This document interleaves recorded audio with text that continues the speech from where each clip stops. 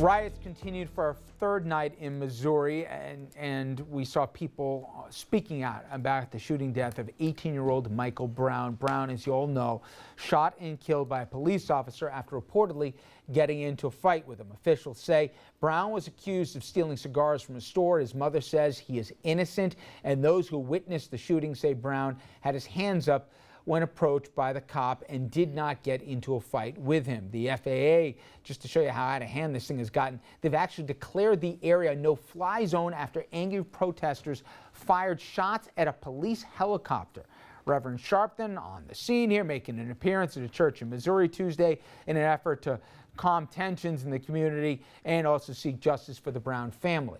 Brown's parents, they've taken to local media outlets asking the protesters to end the violence, but they also want the name of the police officer who killed their son, and they want that name released. Let's bring in our legal panel right now. Jimmy Koussouras, criminal defense attorney in Manhattan, lecturing at New York Law School and a visiting professor at the University of Birmingham in England.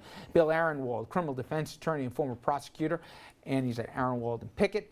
And Mark Furnish, professor at Brooklyn Law and has argued before the highest court of the land at the Supreme Court. All right, just guys, help me out as SOP. Is it normal? I mean, we saw the name of the police officer in Staten Island released that was involved in the chokehold. Is it normal or out of the ordinary that we still don't know the name of the officer? I don't have a problem with it, really. I mean, basically, the explanation that's been given is that there were threats made against the officer and his family. So, you know, as long as law enforcement is doing what it's supposed to do in terms of investigating it to determine whether any charges should be filed against the officer, I have no issue at all with trying to protect the officer and his family by not disclosing his name.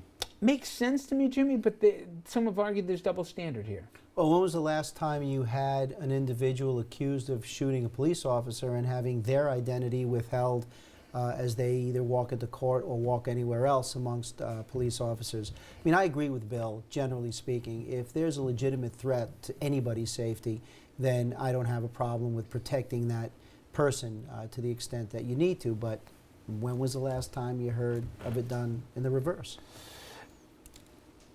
You know, one of the things that obviously came out, we saw the camera in Staten Island, and I've heard said often, if you have video, it takes away a lot of the he said, she said when it relates to police and public encounters.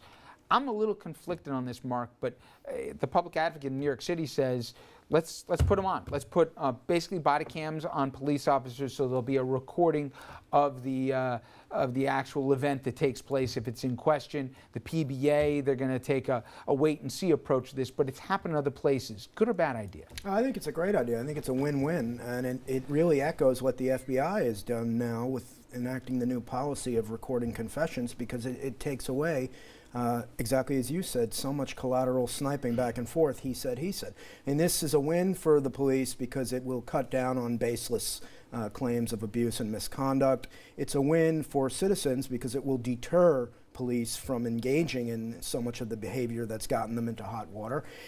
It's widely used in other places as far as I know, and it's also going to save us money and the city money as taxpayers because it's going to cut down on the filing of baseless lawsuits and quick settlements. So I don't see a downside to it. It's also used a lot of times now in traffic stops. The police cars are equipped with video cameras that not only capture the video but the audio the as well. dash cam, you mean? Yeah. In fact, there are even these cameras, you can manipulate them so that when you have somebody in custody in the back seat, you can turn the camera around so it captures what he or she is doing in the back seat. So, look, it's a progression. Does this take away, though, some of the discretion in policing? I talked about this before. The amount of times as a knucklehead when I was a kid that a cop would have said maybe to me and my buddies, "You idiots, you know, stop doing whatever you're doing, get away." Now, you know, there's a record of everything. And part of the conversations and part of the community dialogue, and maybe a police decides to give somebody a pass for something because he knows that maybe that guy will help cooperate him with it later on.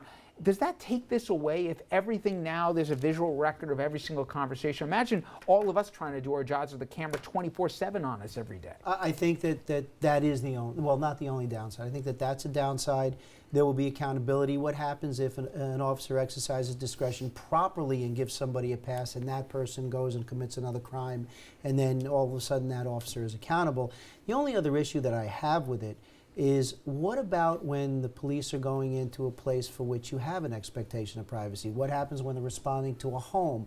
What happens when they have a camera on you at a time and at a place where it would otherwise not be permissible? So I think that certain lines do need to be drawn, but I agree with both. Well, it's also a question of what activates the camera. I don't think anybody's proposing that a police officer has a body camera on and basically it operates all the time. But then you have claims of, why didn't you put it on now? Well, I'll tell you why. Because in the case of the traffic stops, for example, as soon as the officer basically hits the switch to put the overhead lights on, the camera goes on. Okay? Yep. Now, that's the way it's programmed. With respect to the video camera, if the officer's wearing the camera, I mean, he's going to activate it. So it's not like where every time the cop sees something, it's going to be recorded. It's only for those instances where it may have some evidentiary value, or it may be used to protect the officer from So we don't have a claim clock on them for how long they're at Dunkin' Donuts for. Right, that's exactly Well, the interesting thing about this is with the advent of smartphones and YouTube, there's a First Amendment right courts have now recognized of citizens to take pictures of the police doing their job in citizen police encounters. And this is just a logical extension of that. I assume, in fact, I'm almost certain that there'll have to be protocols as to how to deal with this, much like there are for inventory searches, standardized procedures, so officer discretion is cut down as to when to turn this thing on and off. It's amazing how video has become, Well, I mean, you guys live this how all the many time. segments but have we amazing. had Absolutely. about technology and where it's taking us? In fact, the next segment, thank you, it's called the segue in TV. A couple of the cases, I got questions for the table that also have visual components to it. When we come back, we're going to head to, among other places, Ohio, where one of those players, remember, convicted in that Steubenville rape case? Well, believe it or not, he's back on the gridiron. I'm going to ask these guys if the punishment fit the crime.